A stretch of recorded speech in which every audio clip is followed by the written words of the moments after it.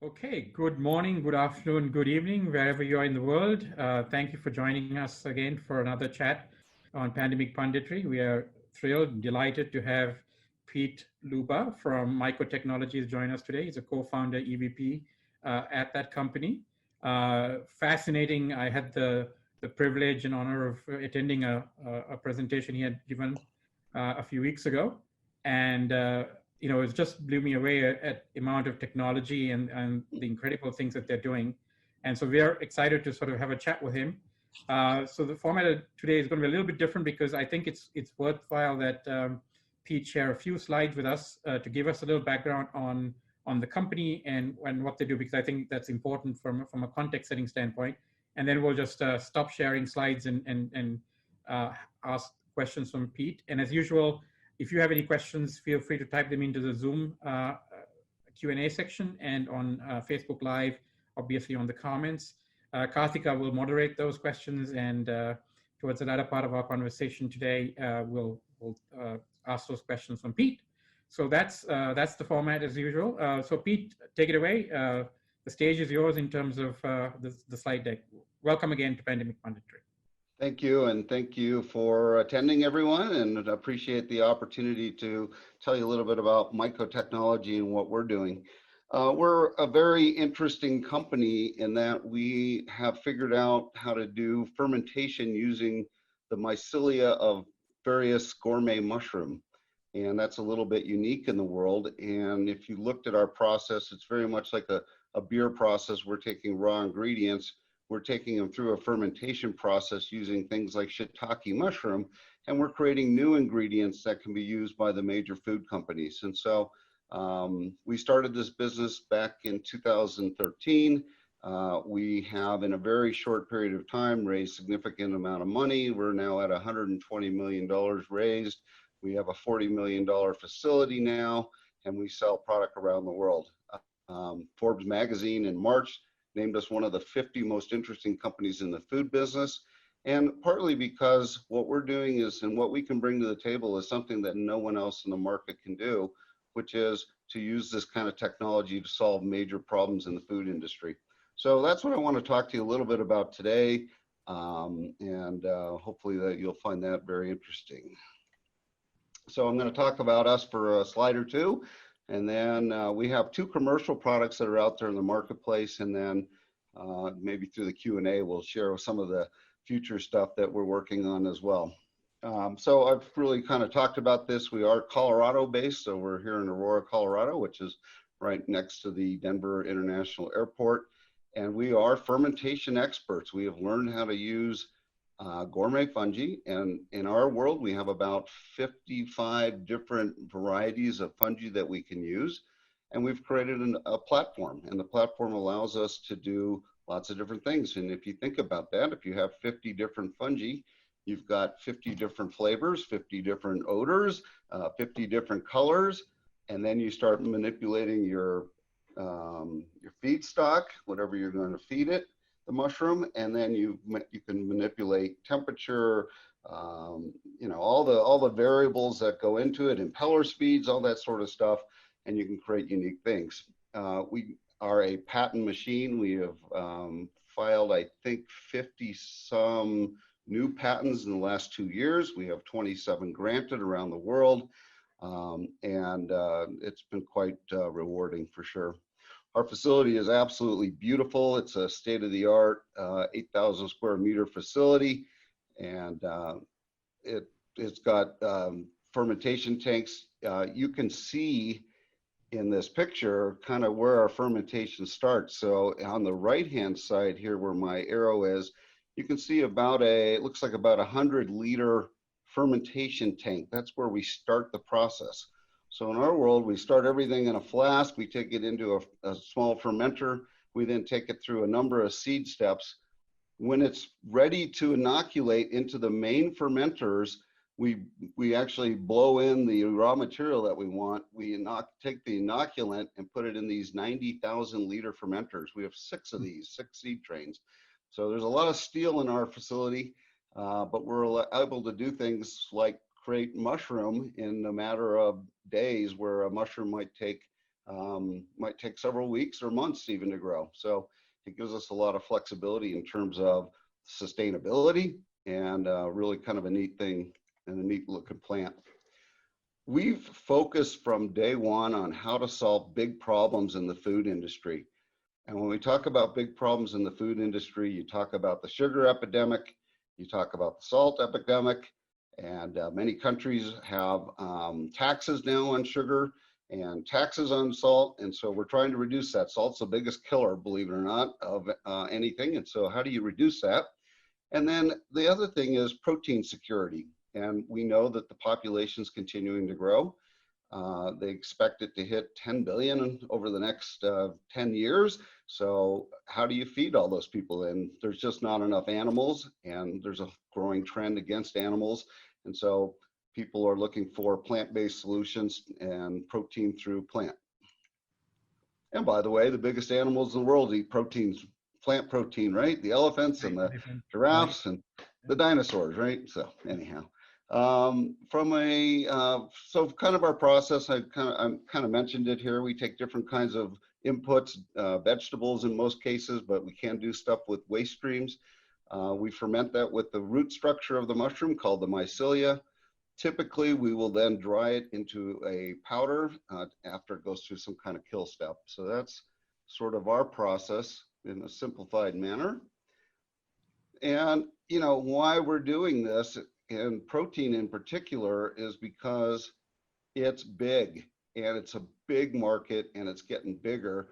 And we now know that the meat industry, they expect it to be plant-based meats expect to be 40 billion US dollars over the next few years. Alternate milks are already on that path, so alternate dairy, the yogurt, ice cream, milk is already at 10 billion plus and growing. And so we want to be in that space. And there's a lot of reasons why people like plant-based. This is some survey that was done last year or 2 years ago by Nielsen. A lot of people are just not interested in the cruelty to animals. We're seeing more and more videos of people taking baby calves and throwing them into train cars on their way to the slaughterhouse, and it just isn't very humane. And so, you know, how do you eat better, and how do you also eat in a way that's responsible to the planet? All right, so we have 2 commercialized products today. One is called Pure Taste Protein. And this is our protein product. We started making it last year in our new facility. It is, it's not a Myco protein. A lot of people ask me about that. We're actually using pea and rice, and we're feeding that to the mushroom. And we're using shiitake mushroom as the mushroom of choice. Shiitake is eaten around the world, and it's a very delicious mushroom. And shiitake does in our fermentation process what nature does in the wild, or what mushrooms do in nature, which is it removes toxins, it removes bad odors, bad taste. You can't have a healthy forest without mushroom. And so what's going on is in the fermentation process, we're deodorizing the flavor of pea and deodorizing the flavor of rice, and we're getting a very neutral, almost cereal kind of flavor that's very easy to season and works really well into a lot of different applications. So that's what we're doing. The fermentation process is very short, less than 3 days. And what we're getting is a plant-based product without the plant taste. Pea and rice combined make a complete protein. It has all the essential amino acids in the right milligrams per gram for the World Health Organization. And so it's a really neat product, and it's very highly functional. It holds water and oil better than the inputs do, which is great because when you're making something like a patty, you want it to be moist. And so the way you get moisture into that is to get more fat or absorption of water into that. And so Pure Taste has a perfect 1.0 PD-CAS score, which means it's fully digestible by the body. And we've also found that fermentation allows us to break down some of the protein sort of pre-digested, and so it's much more digestible than other products that are out there in the marketplace. We compete typically with pea-based products. There's lots of soy-based products out there in the marketplace as well. I don't like this taste of soy. I've had plenty of soy burgers, the Impossible burgers out there. It's a good burger. I don't care for it because I don't like that soy taste. So anyhow, there's lots of products out there that take advantage of it. What's nice about our product is we've been able to put it in lots of different form factors. So when you think about food around the world, it could be a patty, it could be a dim sum kind of product, it could be alternate milk, it could be in a protein bar. There's lots of different applications. What we do know is that when we compare it to anything else that's in the marketplace, it just tastes better. It's more expensive. We understand that. We're taking pea and rice and we're adding a process to it. That's okay though, because it tastes better. And when you look at the actual application cost and use, it's a couple pennies more. It's really not a big deal, but tasting better is what gets people to come back and buy your product. So that's a little bit about our protein. I think I got 2 more slides here, but our other product, which was our original product, is a product called Clear Taste. And Clear Taste was really the world's first organic bitter blocker. Bitter blockers traditionally are chemical based. They're single modal. So they affect one bitter receptor. You have 25 of them in your mouth. Clear Taste affects about 17 of them. So we're finding this as a really natural way to be able to reduce sugar in products, because people add sugar and salt to cover bitterness. That's what they do, or flavor systems. And so we're seeing this product and it's taken off around the world. It's got FEMA approval, so it's available in 90 countries now, and certainly a very good product. It's used, the way it works essentially is that it blocks the bitterness. It's on top of the bitter receptor for a matter of a few seconds. Your brain perceives there's no bitterness there, and then you've swallowed it, and it keeps the bitterness from bothering you. So that's kind of a neat product, and we use it in a lot of things. One of the big uses, of course, is in the non-nutritive sweeteners. This is a little test that we did with an outside firm. It was with stevia Rebe 60. There's a control here on the left. We have Clear Taste on the right. This was used at 1.5 ppm.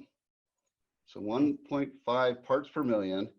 And if you can see stevia, it's got a really nice upfront sweet. Everyone recognizes that sweet. And then it falls off. And what you always get with stevia is that licorice or metallic taste at the back end. And that's not a preference. So if you have a beverage, for example, that has stevia in it, people drink it at first, but then they set it down. They won't finish it because it's too sweet, and then they get this taste they don't like.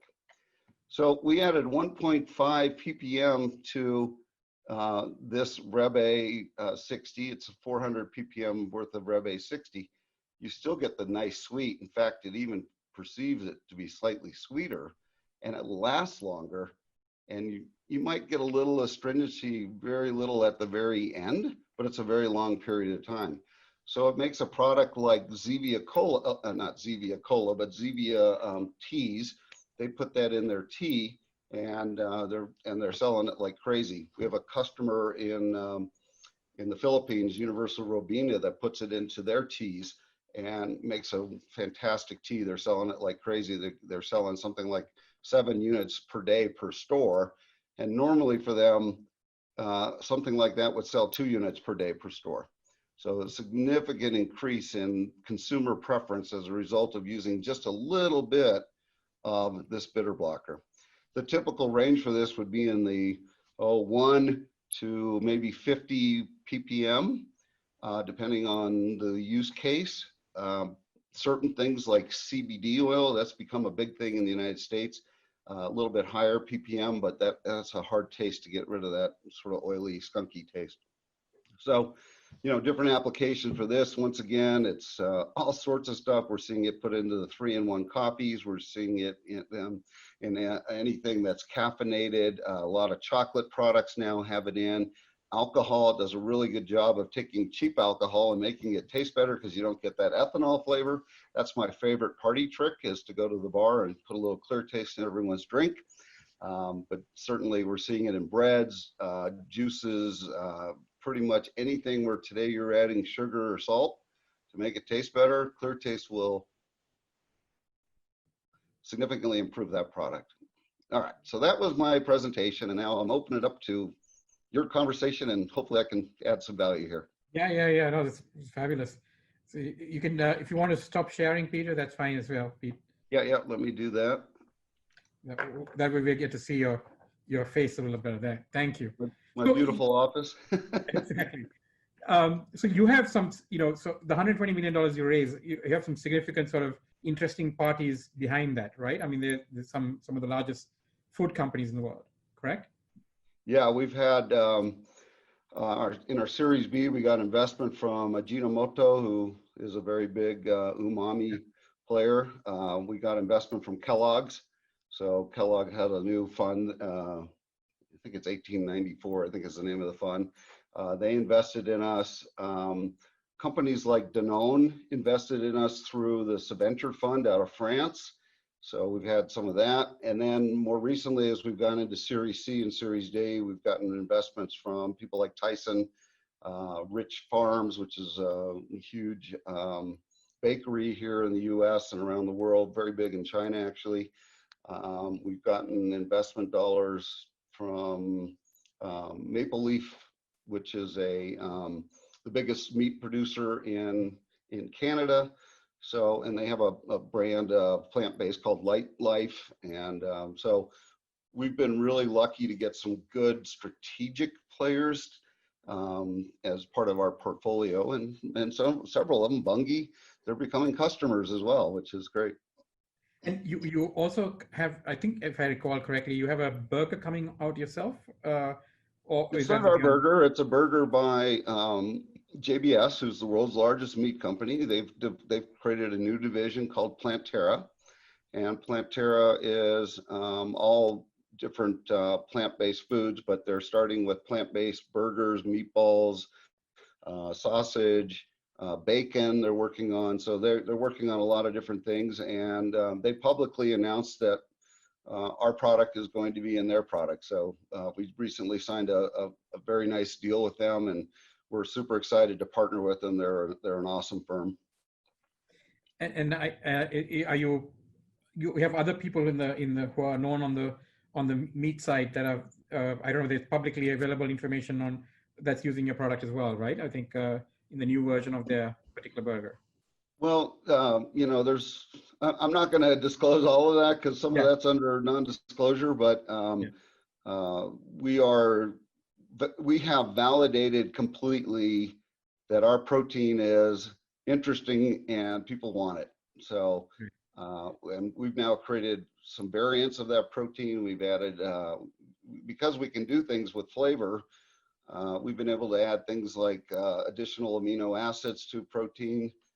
So they get a different profile. We've done some work on some solid state kinds of things. So there's a lot of different things that we're doing around protein for sure. And Pure Taste itself is a powder then that comes out? Yeah, we have two forms for it. We have a powder and then we have a texturized version. So the texturized version is what you would want to use if you wanted, a meat analog of some type, fish analog, chicken analog, all those kind of things. You would use texturized, and maybe you use a combination depending on what you're trying to do. But the textures, we have we have a longer form, which is like 9 centimeters, and a shorter form that's 6 or 7 centimeters. If you really want to make a good burger, you have to blend the short and the long together to get the right texture. But can you also put it in a drink, like say a carbonated soda or something, and make it a protein drink, or that's not possible? So we now make a wet milled process, which significantly improves the grainy taste for beverages. So we've made plenty of alt milks. We've made the alt yogurts, the alt ice creams. So we can do all that. It's not really that good for a clear liquid because it's not fully soluble. And so you would see particles in a clear liquid. So it's much better if you put it into a protein shake, a ready to mix, or something like that. So that's kind of where where it fits best. Hmm. And then same thing with the clear taste, I assume that can go into beverage. Is that more soluble or no? Yeah, it's fully soluble. Yeah, so Oh, the difference between the two processes really, one, we use a different mushroom, but um, in clear taste, we actually remove the biomass. So we strain that biomass out. There's no biomass in the final product. And so it's really just the enzymes that the mushroom creates. And those enzymes we spray dry and then they're fully soluble. So it's a little bit different process. Whereas in pure taste, we leave the mushroom in there because then actually, when you think about it, it adds value to it. It adds vitamin D, it adds beta glucan, it adds B12. There's things in it that you would want, and so it's in the product. wonderful, wonderful. Yep. So in the future, I mean, so what are your plans? I mean, now you got the pure taste, you got the clear taste. I'm sure there's, so geographically, are you thinking of expanding to any other parts of the world? I mean, you mentioned that your beat is Asia mostly yourself Yep. personally. Yeah, so you know, in the last year, we've really developed or started working on our expansion outside of the United States and Canada. So outside of North America, we're doing work in South America right now. I took on the role of really trying to build out the Asia Pacific marketplace. We're doing some work in Europe. So we're really at the beginning of that process. We're having some really nice success, but it's still you know, it's a nascent effort for us for sure. We don't have any plans right now to build plants anywhere else, but that's certainly not off the table as we grow. This plant that we have right now has the capacity to hold us for probably 2 more years. And we also have a whole lot of new products that we're working on and developing that would require additional facility or suck up the bandwidth in our current facility. And, you know, we'll make the determination at that point whether the best place for that is, you know, in Asia or the best place for that is in Iowa or where that happens to be. So we'll just see how that goes. So you were saying this 90,000 liter container. So you actually grow your mushroom mycelium inside there? I mean, Yep. what's the raw material? So the mycelium is not something that a farmer makes, uproots and brings to your facility. You actually create the entire thing inside your factory, right? That's why it's so sustainable and That's scalable. right. We sourced the pure heritage form of mushroom from one of the major universities in the United States, Penn State University. They have the largest collection of heirloom quality mushroom in the world. We source it from them. We then slice off a little piece, let it grow. The mycelia starts spreading out, and we started in an auger essentially. Then we take a little piece of that, and that goes into the beginning stock, which is a flask. It's probably a half-liter flask or something like that. It goes for a number of days. It grows. We get these really nice little mycelial balls that we get, and then we take it and then we scale it up in these larger tanks every couple of days. The feedstock is sometimes it's as simple as sugars. It could be maltodextrin and carrot juice or something, or it could be potato, or it could be whatever we want to give it so that we optimize the growth, because what we want is for it to grow really fast. And so we optimize the growth every 2 days or so. We move it to the next size tank, continues to grow. And then when we're ready, we put it into the big tank where we have the material that we want to ferment. And So it sounds like it's organic, therefore, is it? Is it organic? Our process, well, so our process is natural. Our process is, organic's a different thing, and at least in the United States, you have to go through a certification process. Right. So our plant is organically certified, but we don't always make organic products. So for example, Pure Taste, the protein is not organic. It's made with natural products, of course, but we didn't buy organic material because then the price point gets to a point where no one can afford it. So we want to make it similar in price to the things we're competing against. And so, but Clear Taste is organic. So we do put organic materials and have it organically certified by Oregon Tilth, which is a big organic certification place here in the US. it is kosher, it is halal, you know, non-GMO. We have all the right certifications. Yeah. So Pete, quick question. Can anyone, like anywhere, benefit from your products, or how does that work? You know, I believe so. We're super excited about the products we bring to the market. It has, the Clear Taste in particular has now taken off worldwide. We sell it all over the world. It's good for sugar reduction. It's really good if you want to substitute more potassium chloride for sodium. And so it gets rid of that back end metallic taste of the potassium chloride. I think it's really good that way. But yeah, it's been widely received around the world. It's being used around the world. I get orders every day from Asia. So it's very exciting. Pure Taste, we still have regulatory challenges outside of the US. We have FDA approval, so we do have gone through that step. We are working through approval processes in China and Australia and Japan and India. And but yeah, it's I think it's a really healthy product. And you know, at the end of the day, what we're trying to have and help you make is healthier for you products. So, you know, we're not, plant-based is one thing, but we're really looking at, but it's also got to be healthier for you. And I'll preface it this way. There are burger makers like Beyond Meat, and they have a pea-based burger and pea and mung bean. It's very good. I eat it personally once a week right now, probably. So I'm not dissing on it, but it's got lots of fat in it. It's got lots of calories associated with it. It's not really that much or even at all healthier than meat. And so how do you make a burger that tastes great, that has, like the True Burger we made has 9 ingredients in it. It's lower in sodium, it's lower in fat, and it's delicious. So that's a healthier for you burger, much more healthy than meat would be. And so that's really where we're focused. Okay. Okay. So that was a long answer to her question. Who would an ideal customer be for you? I mean, would be somebody who's already like manufacturing, processing some kind of, making chocolates or snacks or food or something like that would be a company that would approach you, right? Yeah. Somebody who wants to reduce the sugar footprint, the salt footprint, and increase the protein footprint, I would assume. Yeah, our customers tend to be either consumer product groups or the flavor companies. So they're building us into the flavor system, or we do some ingredient companies are using us, but yeah, we're working mostly with people that are building new product.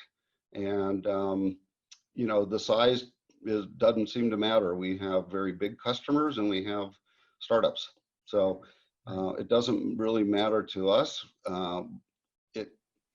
You just got to want to build something and make it successful, right? So yeah, we're all over the place in regards to that. We tend to focus on the larger CPGs because once you get one of those, you're in for 10 years. And yeah, so. And the other thing is we're doing a lot of work as sort of the outsourced R&D department. So if you think about what's happened over the last 20 years is the big CPGs have really cut R&D. They're not developing new products. And now they've gotten to a point where almost all the innovation is coming from small companies. And so the way that they've addressed that is they've bought the small companies, but they're not getting the return on investment. They're not getting the stock bump that they thought they would get from that. So they're now looking to innovate again, but they don't have the resources internally.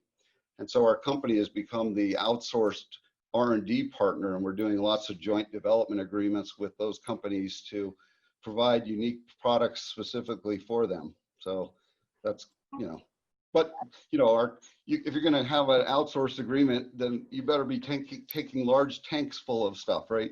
So yeah. That's why it's not so much small customers, but right. But we do have a large number of startups. Okay, so Pete, speaking of R&D and innovation, obviously, do you believe that biotechnology applications like MycoTechnology is the future of food? Yeah, I think every day we are changing the way that food is developed and processed to make it much more sustainable, to make it healthier. And you see a lot, I see a lot of it when I look out. I see a lot of companies that are using bioreactors as a way to create interesting food, cell-based food. I've seen it for cell-based meat. I do it in bioreactors, and you know, we've gotten really good over the years as a industry of manipulating bacteria, manipulating yeast to create interesting products for us. We just happen to be doing it with fungi. So how it's interesting. So how did you actually figure out the magic is in the mushroom? You know, when we started, there's 4 of us in the company. We're now up to 92 people, so a lot of growth over the years. But Dr. Kelly, our first PhD and founder, he had gone to Penn State. He understood mushroom, he understood microbiology, and Jim Langen was our other scientist. He was a chemist. And so we just kind of used the combination of microbiology and chemistry to understand mushroom and what it was going to do and how it worked. We knew mushrooms made things taste better because heck, everyone eats mushroom on all sorts of products, right? And it's in spaghetti sauces, it's on steaks and butter sauce. I mean, there's a lot of stuff around that. But what happened is we grew it on coffee beans. And we had our original process, and how we raised our original funding was on growing it on coffee.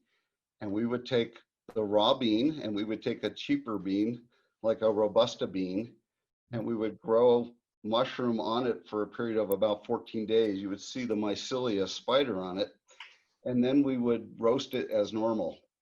And it took the bitterness out of the coffee. Wow. Wow. And that was the aha moment. And then we went, well, if it does coffee, what else is bitter? And we started talking about chocolate, and we started talking about things. And the real inflection point for our company came when we tried it on stevia.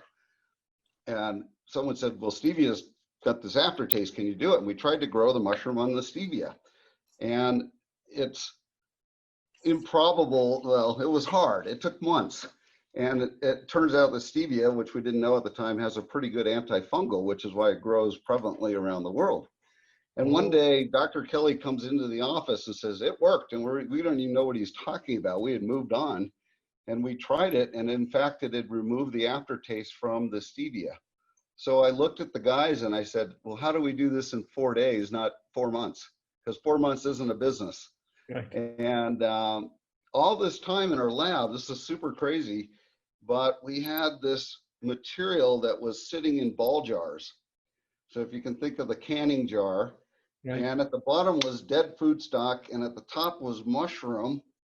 In the middle was this brown liquid.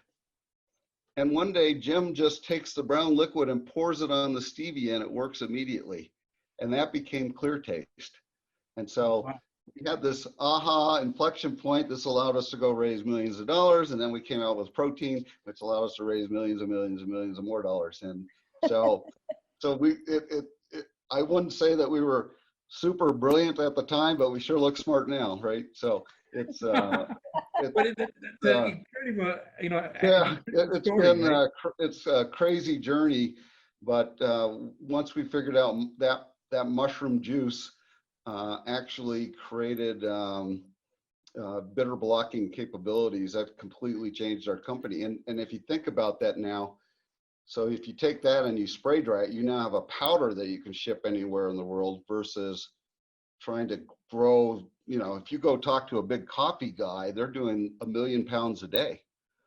Well, I'm going, hey, I have this 3-week process. I'll pour mushroom sauce on your beans, and then it'll sit around for 21 days and blah, blah. And it's like, no one's going to do. I mean, they were looking at us. And in the early days, we didn't even have an engineer on staff, of course. So we're just making it up, right? I mean, we're going, yeah, it's going to be easy. But when you think about the capital that you would need to be able to do that and the time the beans would sit there, it's just logistically improbable. So the powder was the way to make it. Wow.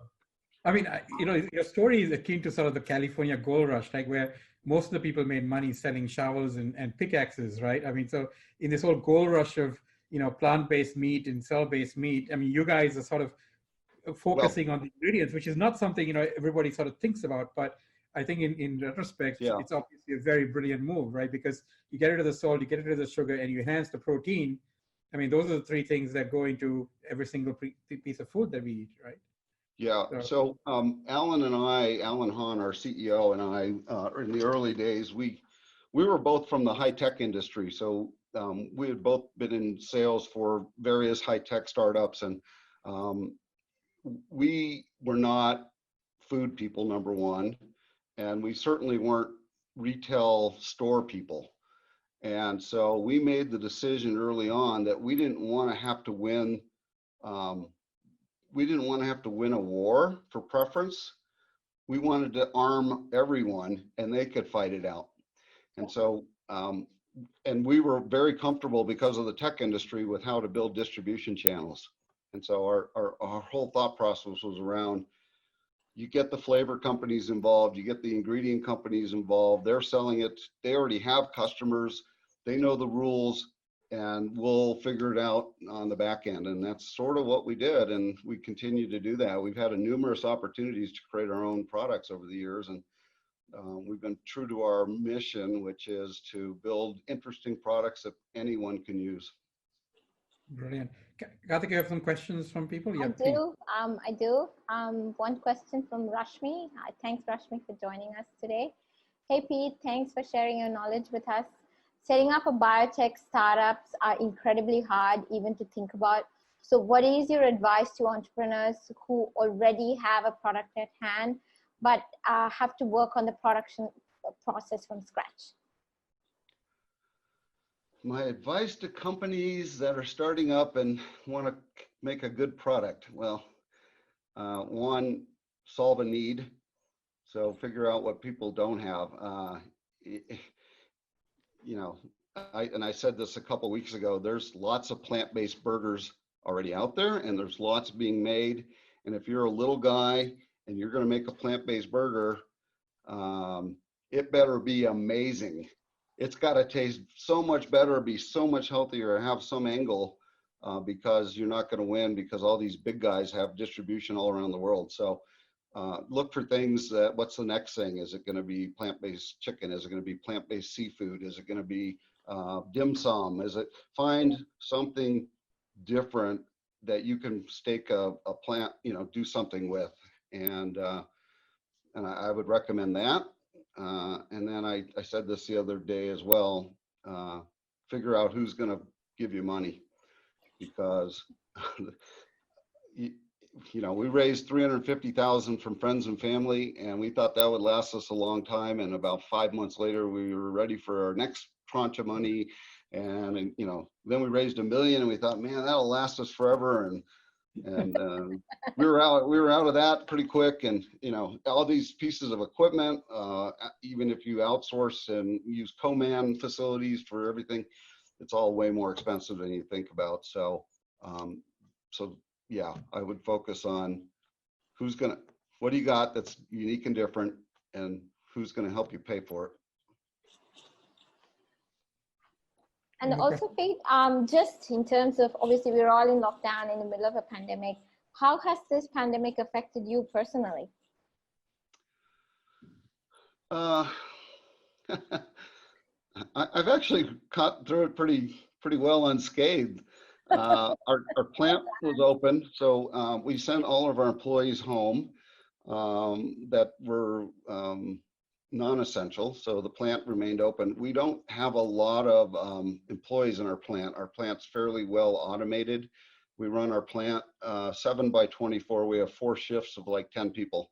So it's, there's only 10 people in a 85,000 square foot facility. It's pretty open. The scientists, we rotated in and out so that they weren't here all the time. Everyone's wearing masks. I'm in my office now, but if I walked out in the hall, I would put a mask on. And the pandemic's been,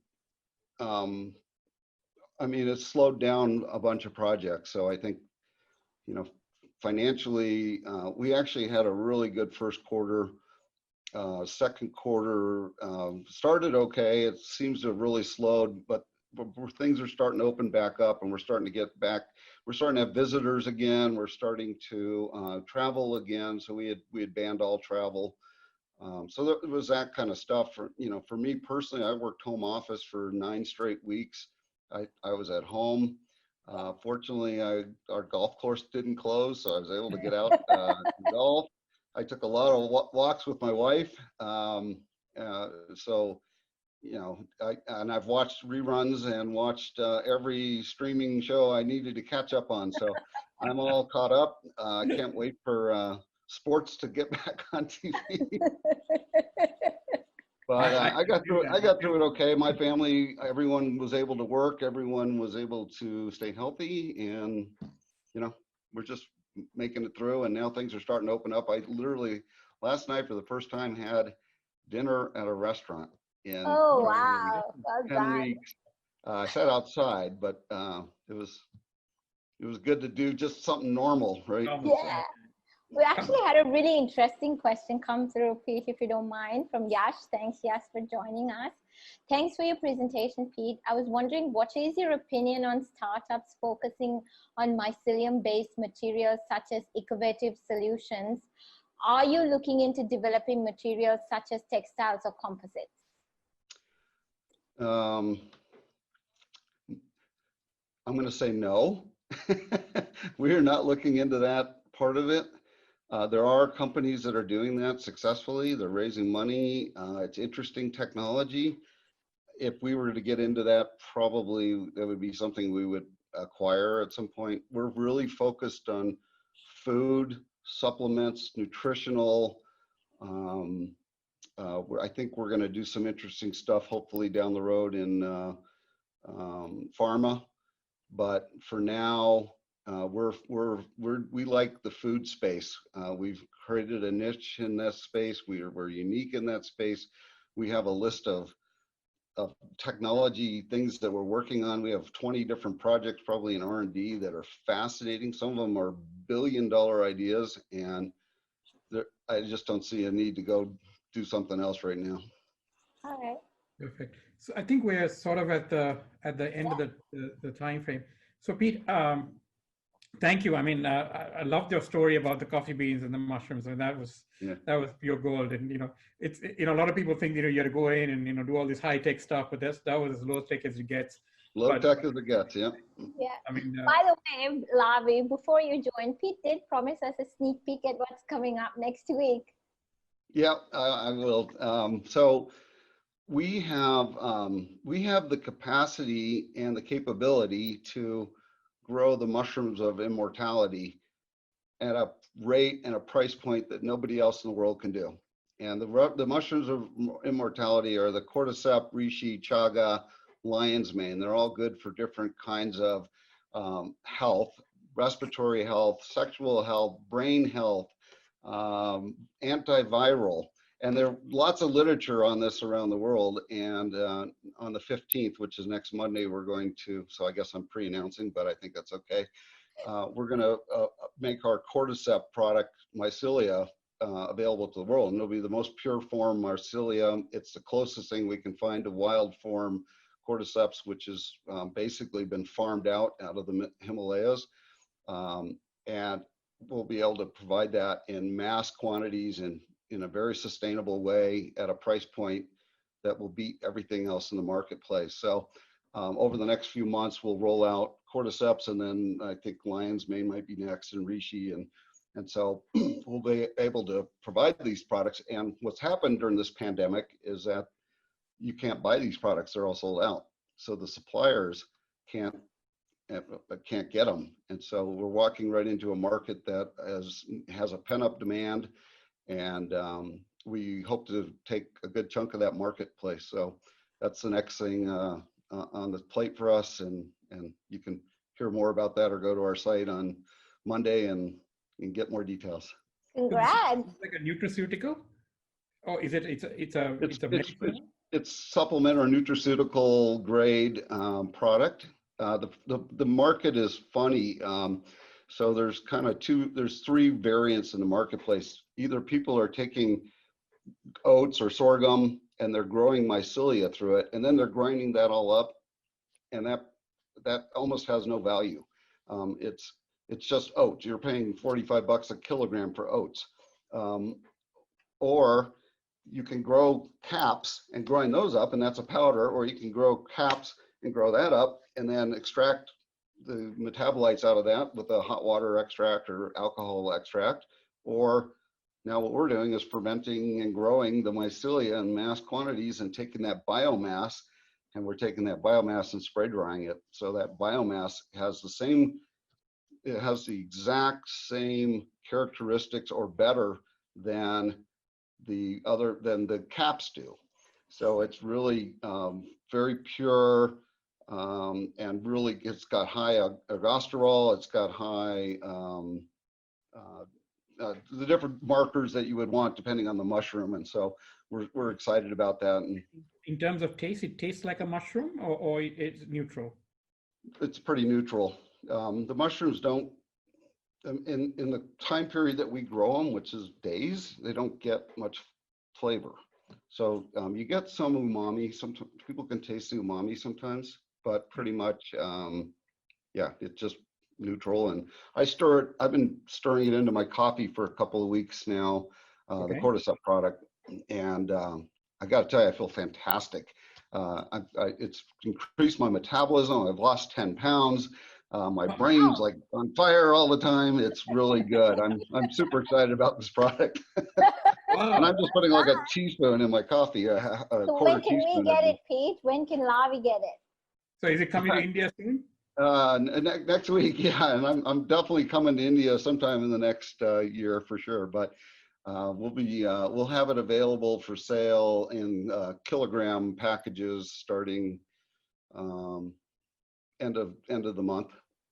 Wow. Yep.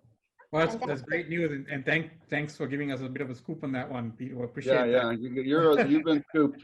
Yeah. Not that we're into millions of subscribers yet, but we appreciate it. I think we're close enough that I can talk about it. Thank you. I'm setting up meetings to talk about it next week with customers, so we're great. good. So thank you so much, Pete, for taking the time in a earlier morning hour for you as well. So yeah. Again, on behalf of all of us, that was a most interesting, intriguing, exciting conversation. Great. And thanks for sharing all this wonderful technology. I'm hoping it will inspire others to do this. I mean, it's one of those things that you don't really think of, and learning the sort of the origination story was very important today. I think for people to know that sometimes you can stumble upon stuff and then grow it into potentially $1 billion company one day. So yeah. Well, now we have a lot of science, but back then, I don't know. Back then it was a little bit lucky. So, but that's okay. We were prepared to make that happen. Thank you so much. And thanks, Pete. Thank you so much. I won't look at a mushroom. I would look at a mushroom with a renewed sense of respect. Yeah, exactly. Well, thank you all very much for having me. I hope you all enjoyed it. Our website, if you want to get more information, is MycoTechCorp.com, MycoTechCorp.com.